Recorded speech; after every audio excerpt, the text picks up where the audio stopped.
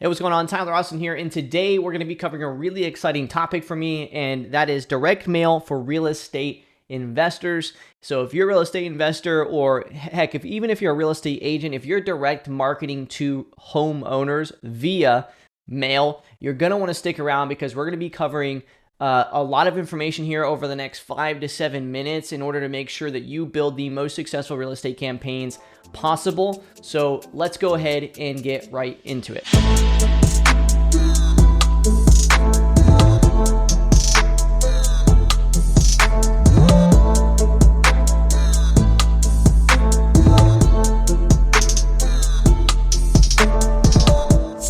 All right, so again, we're going to be covering direct mail for real estate investors. I'm going to be covering the 3 tips to make money with mail. And honestly, what I really want to make sure that you understand here is that it's forever. All right. People fail due to lack of strategy and confidence in mail. The reason why they give up is because they do not have the confidence to continue forward when they're not necessarily getting the results that they desire or that they feel as though they should be getting. But a lot of times they don't even know how to answer that question. So our first tip today is going to be to make sure that we make it simple to repeat. Okay, what does this mean? Well, the 3 core things in order to make sure it is simple to repeat is going to be building pre-built templates. So this is knowing what templates you're going to build. For example, let's switch over here. This is a pre-built template, right? Template.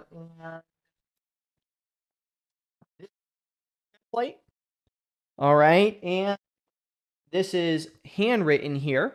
Letter, but this is also a pre-built template and messaging that's just handwritten. That comes in this awesome, beautiful envelope. So these are just a few examples in my business of some pre-built templates, okay?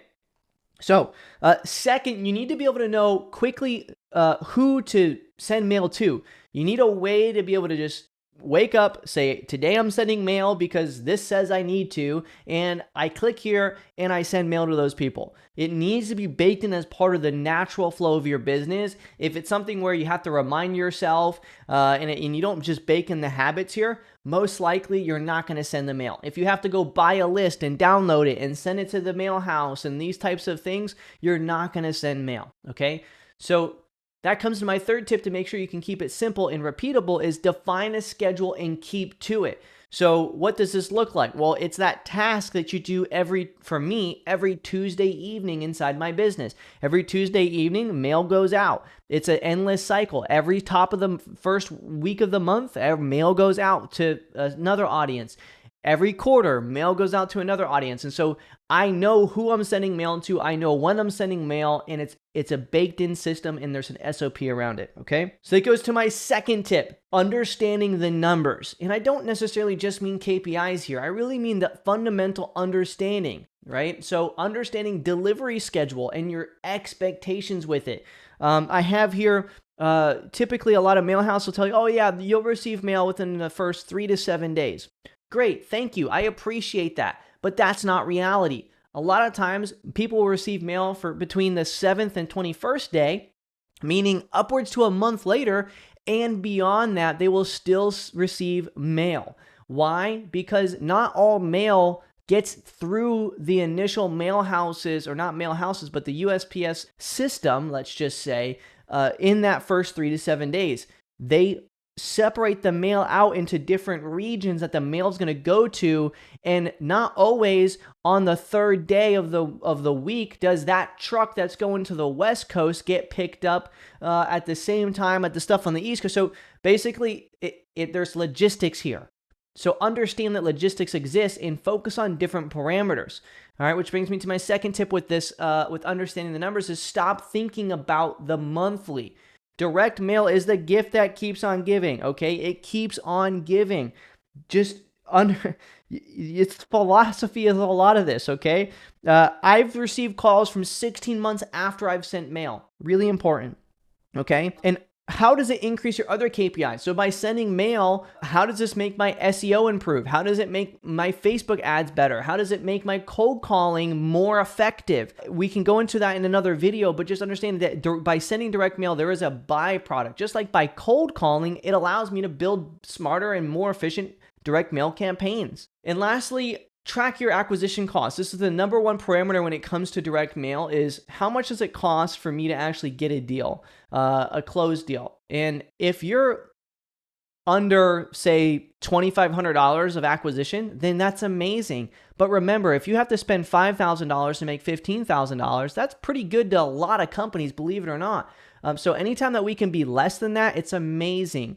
Ideally, I like to see a cost of acquisitions under $2,000 in my real estate business. However, I'm willing to spend upwards of $5,000 because a flip could be $60,000, $70,000. So it really depends on your exit strategies, but just know acquisition cost is that number one parameter.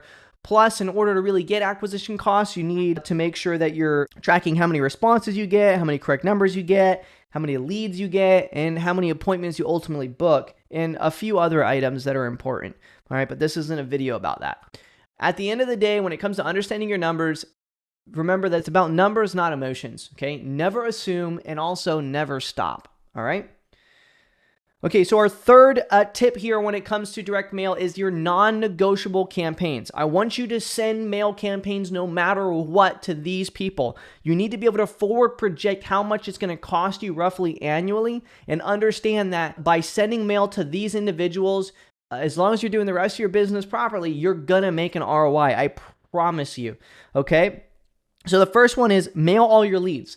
By mailing your leads, this is a really great way to make sure you have that extra touch in front of them in case they're never picking up the phone. I don't know how many times I've cold called somebody, I've texted them, and I was following up with this warm or hot lead or even a cold lead just for that person to end up selling anyway because they responded to somebody else's marketing and they at the right time. So I want to make sure that it's not that expensive to do. If it costs me an extra $5,000 a year, let's just say to send mail to just my leads, then that's a well-worthy investment. Even if I don't get too much out of it, okay? Even if I don't even close a deal from it, it's worth it to make sure that my brand is staying in front of them and that mail is stacking up inside of their junk drawer, okay? But you will get something out of it, all right? No results from skip tracing. This is really important. So this is ideally records that have been skip traced through at least 2 skip tracing providers.